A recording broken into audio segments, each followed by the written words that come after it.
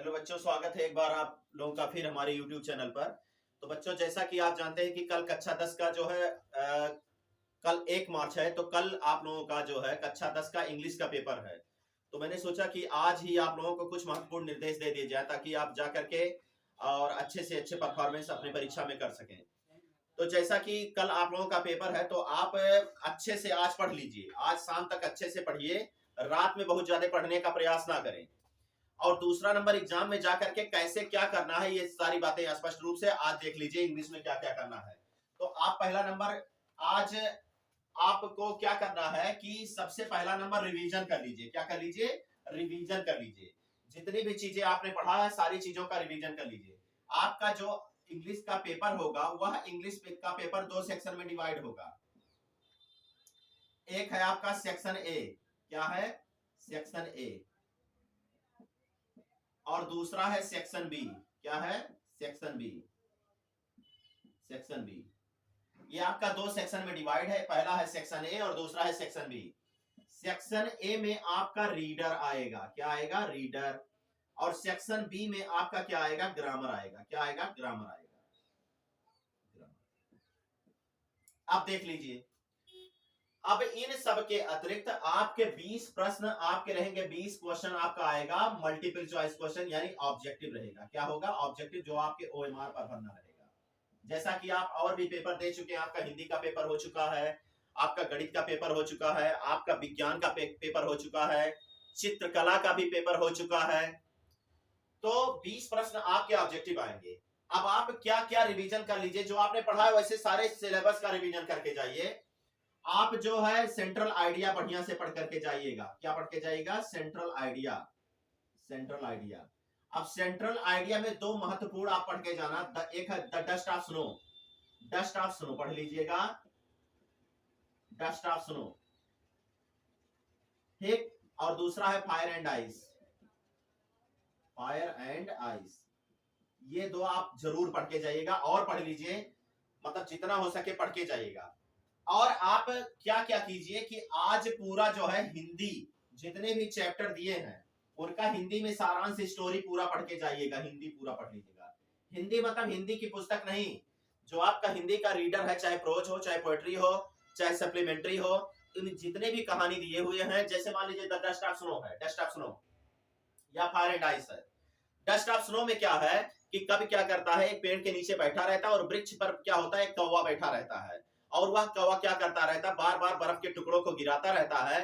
तो ये सारी कहानी याद होनी चाहिए। दूसरा नंबर, अब उसमें कभी क्या कहना चाहता है, तब ये क्या होता है कि जब आप पूरी स्टोरी पढ़ के जाते हैं तो आप मान लीजिए सेंट्रल आइडिया आपको कहीं भूल गया, तो आप अपने शब्दों में बना करके लिख सकते हैं। कोई मान लीजिए प्रश्न आ जाता है, शॉर्ट आंसर हो चाहे लॉन्ग आंसर हो, अगर नहीं समझ में आता है, तो अगर आपको कहानी याद है और आपको प्रश्न समझ में आ गया, तो आप अपनी भाषा में लिखते चले जाएंगे। ये पॉइंट। दूसरा नंबर जो ऑब्जेक्टिव आपका आएगा, ऑब्जेक्टिव में मान के चलिए कि आप पार्ट्स ऑफ स्पीच एकदम बढ़िया से पढ़ के जाइएगा। Parts of speech, parts of speech एकदम बढ़िया से पढ़ लीजिएगा, ठीक। दूसरा नंबर टेंस पढ़ लीजिएगा। तीसरा नंबर आप वॉइस पढ़िएगा। वॉइस, वॉइस मींस वॉच पढ़िएगा। और नरेशन में 2 सेंटेंस जरूर पढ़ के जाइएगा, यानी डायरेक्ट से इनडायरेक्ट में जो बताया जाता है उसमें 2 सेंटेंस को जरूर पढ़ लीजिएगा। एक आप पढ़ लीजिएगा असर्टिव सेंटेंस के जितने नियम हैं, असर्टिव सेंटेंस के, और दूसरा इंट्रोगेटिव सेंटेंस के। किसके? इंट्रोगेटिव सेंटेंस के। इंट्रोगेटिव सेंटेंस के ये 2 सेंटेंस के आप नियम बढ़िया से पढ़ के जाइएगा, ठीक है ना। ऐसे आपको बता दिया गया है मॉडल पेपर में, कई महत्वपूर्ण ऐसे आपको बताए गए हैं। जो मॉडल पेपर हमने करवाया था उनमें बहुत सारी बातें हमने बताया है, वो आप बढ़िया से पढ़ लीजिएगा और आप जाइए, बहुत कूल माइंड से पेपर दीजिए। हाँ, एक चीज है, आप सेंटेंस भी पढ़ लीजिएगा। जैसे सेंटेंस के काइंड्स पूछ लेता है, ऐसे कोई सेंटेंस दे देगा और उसमें पूछ लेगा कौन से किस प्रकार का वाक्य है, यानी असर्टिव है कि इंट्रोगेटिव है कि इंपरेटिव है कि ऑप्टेटिव है कि एक्सक्लेमेटरी है, ये आप पढ़ लीजिएगा। अच्छा, अब जब आप कॉपी पाइएगा तो कॉपी के बहुत बच्चों को मैंने देखा है, वो कॉपी के दाहिने साइड भी सलाह देते हैं और बाएं साइड भी सलाह देते हैं, जो लिखने वाला होता है। लेकिन इससे क्या होता है, कॉपी आपकी बहुत बड़ी रहती है और क्या होता है कि उसमें दोनों तरफ सलाह देने से बच्चा सोचता है कि अब थोड़ा लिख देंगे, थोड़ा थोड़ा कॉपी भर देंगे, ऐसे लिख करके। तो आप जब कॉपी पाइएगा तो पहला नंबर दोनों तरफ ऐसे सलाख कर उससे पटरी से सलाख दीजिएगा, पहले सलाखने वाला काम कर दीजिएगा, रोल नंबर बढ़िया से भर दीजिएगा, सब कुछ कर दीजिएगा, और कॉपी में आंसर नंबर लिखिएगा। क्या लिखिएगा? Answer number, answer number. अच्छा, और ऐसे कर दीजिएगा। दूसरा नंबर, आप जो भी लिखिएगा हैंड राइटिंग में बहुत अच्छे से लिखिएगा, बहुत अच्छे सुंदर अक्षरों में, शब्दों में लिखिएगा, अच्छे से आप लिखिए और अच्छे से आप नंबर पाएंगे। जितने बढ़िया आप कॉपी लिखेंगे उतने बढ़िया आपको नंबर मिलेगा। जहां महत्वपूर्ण चीजें हो, जैसे हेडिंग डालने की स्केच में, और ऐसे स्केच का इस्तेमाल कीजिएगा जो फबदे ना।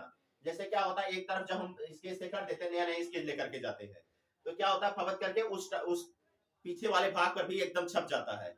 तो ऐसी दशा में अच्छे से हमारा जो हम लिखते हैं वो बढ़िया लगता नहीं है। तो ऐसी दशा में स्केच को खूब चला करके ले जाइएगा, ताकि चला रहे नहीं, नया नया स्केच उतार दो गम से। तो ये चीज ध्यान रखिएगा। तो मैंने सोचा कि आप लोगों को ये बहुत सारी चीजें, छोटी छोटी चीजें बता दिया जाए, ताकि आप अच्छे से पढ़ लीजिए, और जितने भी शॉर्ट आंसर टाइप क्वेश्चन है थोड़ा बहुत देख लीजिएगा। और मैं फिर कह रहा हूं, आज पूरा दिन पढ़ लीजिए जितना पढ़ना हो, ये नहीं कि रात में ज्यादा देर तक जगो, क्योंकि जब आप ज्यादा देर तक जगेंगे तो आपका सुबह दिमाग फ्रेश नहीं रहता है। तो आप बढ़िया से दिन भर जितना हो सके उतना रिवीजन करते चले जाइए। आप, मैंने कहा स्टोरी जरूर पढ़ लीजिएगा। विभिन्न प्रकार की पुस्तकें आई हैं, उसमें कहानी भी दिया हुआ है हिंदी में, तो आप कहानी भी अच्छे से पढ़ लीजिएगा। उससे आपका short answer type question, long answer type question, central idea आपका तैयार हो जाएगा, और विभिन्न प्रकार की चीजें तैयार हो जाएंगी। तो आप अच्छे से पढ़िए, और हमारी शुभकामनाएं आप लोगों के साथ है। और आप मेहनत कीजिए, अच्छे अंक प्राप्त कीजिए। माँ भगवती, माँ सरस्वती की कृपा आप पर बनी रहे। और वीडियो को लाइक कीजिए, शेयर कीजिए, और चैनल को जरूर सब्सक्राइब कीजिए। धन्यवाद।